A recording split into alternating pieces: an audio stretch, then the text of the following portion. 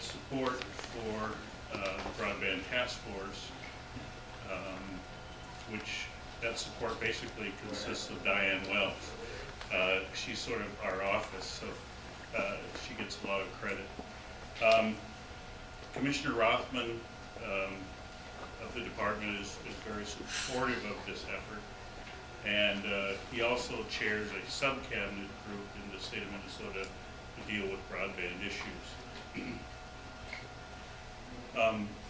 Also, the Department of Commerce has been involved with Connect Minnesota since I think about 2009 on their mapping projects, and is currently in partnership with Connect Minnesota. So the Department of Commerce is pretty immersed in the whole area of broadband. Before I start, I'd like to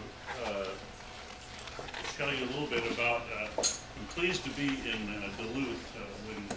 When my kids were small, we would come up to Duluth every summer for 4 or 5 days on vacation, and we always hit it perfectly. It was like 80 degrees and clear every day we were here, and it was just somehow through the luck of the draw we got perfect weather.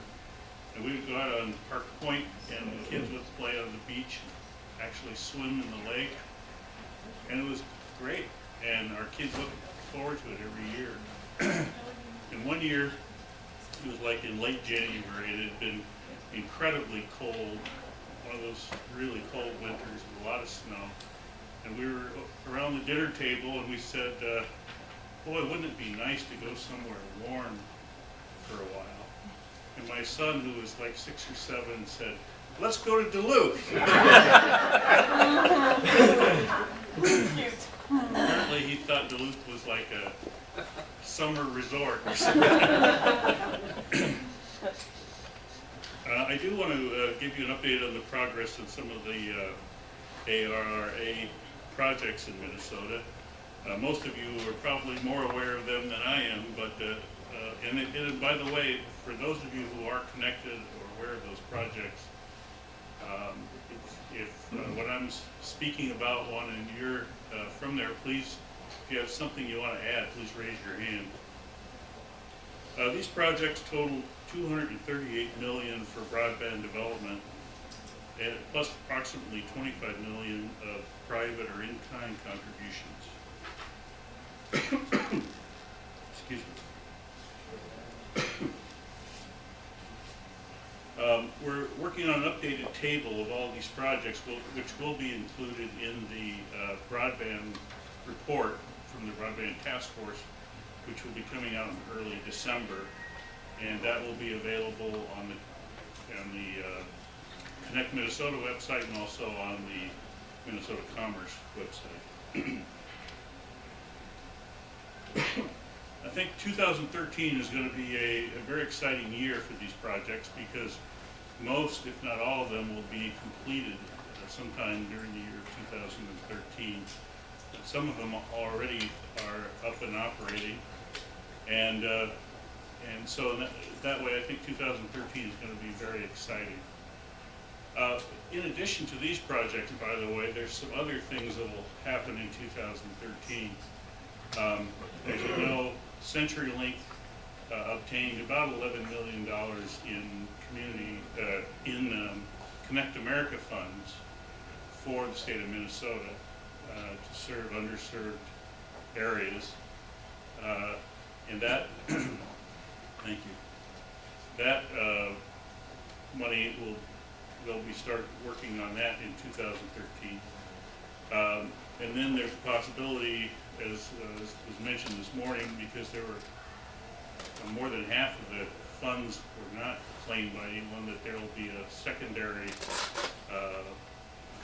second attempt at getting that money out. And then also there's a phase 2 of the Connect America Fund project. So that brings about the possibility of even more money being spent in Minnesota for broadband development. In addition, CenturyLink also made commitments for broadband development as part of their merger with Quest, both at the FCC level and at the Minnesota Public Utilities Commission level. And they're starting in on completing, I should say, starting those projects that they committed to. Many of the projects, or several of the projects included in the ARRA funding, were middle mile projects, which I think are very important for the upcoming years in developing broadband. As most of you know, the middle mile is the segment of the network which connects the operator's core network to the local network plant, and they provide fast, large capacity connections between the backbone and the last mile. And in these projects go from a few miles to many miles, and not only include fiber optic, but also some microwave and satellite links. As I said, this can really form the backbone for future broadband development. Some of those middle mile projects,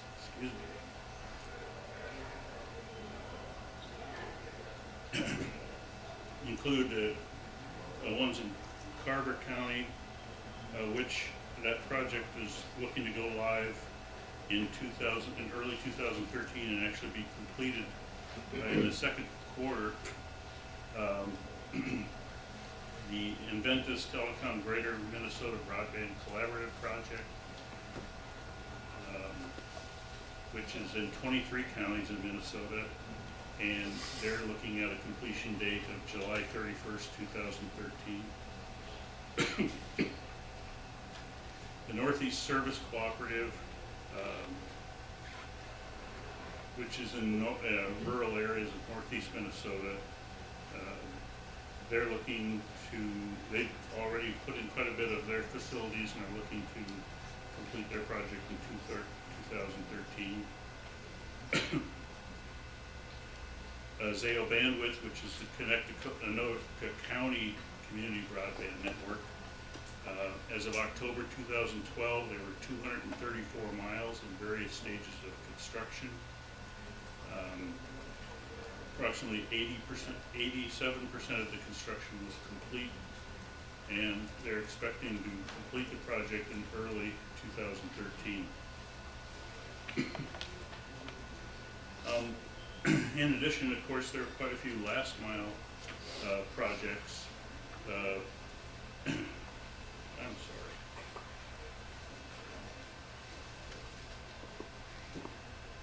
And many of them in rural areas, which is very encouraging. There's the Arvik Telephone TDS project, which is in rural areas in Crow Wing County. That is looking to finish up in the summer of 2013.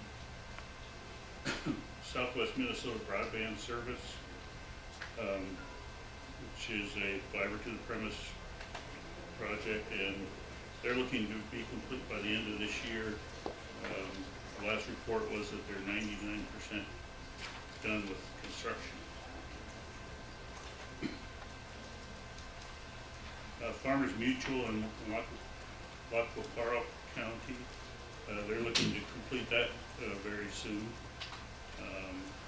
to 1,713 locations. Federated Telephone in rural Appleton and Morris, Minnesota. They have already hooked with some customers and are going to be completing those in 2013. Halstead, which serves 5 towns in areas in Norman and Polk counties in Minnesota. Those projects are complete now. Minnesota Valley Television Improvement Corporation in south central Minnesota. It's completed about 50% of its new customer installations, and that is also expected to be completed in 2013.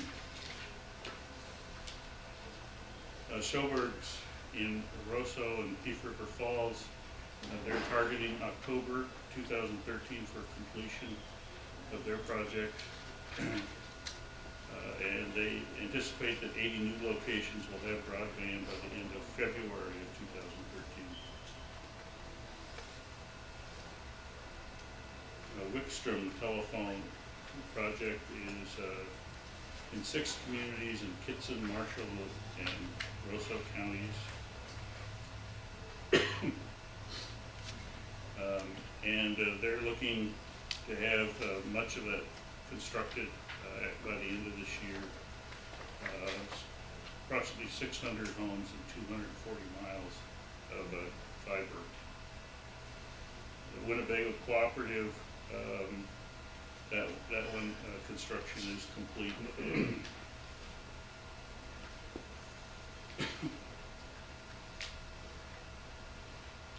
Lake County, which has video data services to the homes and businesses in Lake and St. Louis counties.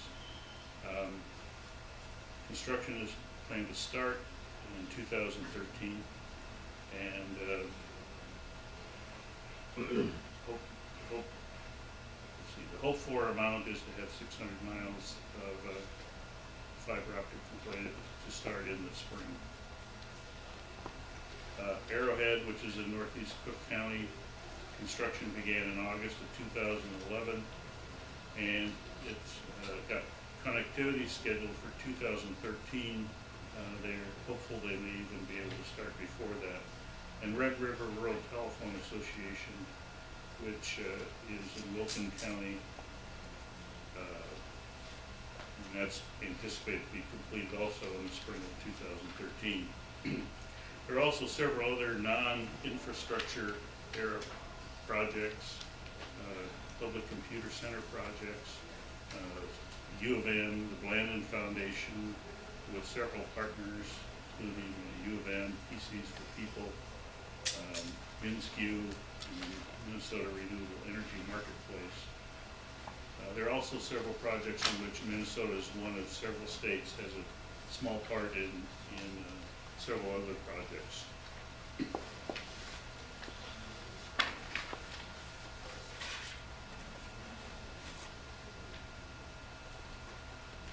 As I said, it looks like 2013 is going to be a very exciting year for getting these projects completed.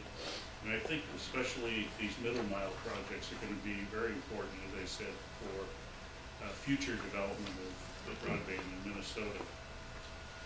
And like I said, if anyone has any comments about projects that are familiar with them, I would like to hear them either now or later. But feel free, if you have something you want to say about the projects, to raise your hand.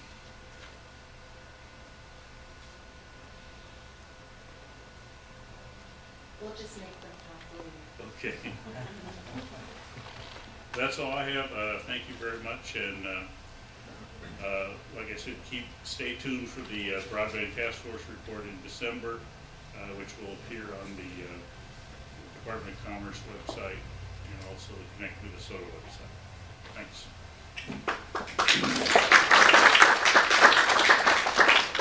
That report that comes out in just a few weeks now will have a very easy to read graphic presentation of the information that Dennis just gave us, including every project that was awarded in Minnesota and the status of the 2 projects that were discontinued even, and reasons why that happened.